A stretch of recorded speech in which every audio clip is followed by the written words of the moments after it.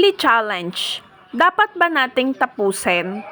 Nakakatulong ba ito sa atin? Yan ang maraming tanong sa akin ng mga content creators. Ang weekly challenge po ay araw-araw nating routine. Yun po ang gustong gawin sa atin ni Meta. Masanay tayo kung ano yung mga binibigay niya sa ating weekly tasks. Yun ay gagawin natin kasi kusa po yung mawawala eh. Mawawala din yan pagka nakita niyang sanay ka ng araw-araw naglalagay ka ng story, araw-araw nagpo-post ka ng porsigido ka. Ganun po yun guys. Nakakatulong ba sa atin si weekly challenge? Yes po, nakakatulong po siya.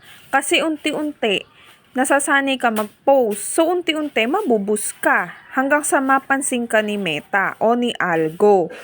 Para ikaw ay dumami ang followers mo at viewers mo.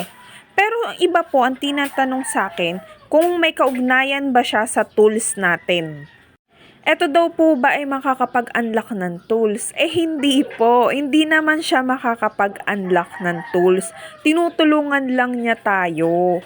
Ayan, pag-post ka kasi ng post guys, dun maa-unlock yung tools eh. Tsaka yung mga videos mo, yung mga contents mo, yun po yung nakakapagpa-unlock ng tools guys. Hindi itong weekly challenge. Nasa sayo pa rin yun kung paano mo maa-unlock yung tools mo. Kung gaano ka kasipag mag-post at maglagay ng content. Pag nakita niya masipag ka, dun ka maa-unlock guys. At huwag niyong kinakalimutan, tinatapos niyo yung video at sinishare. Yun lang guys, salamat.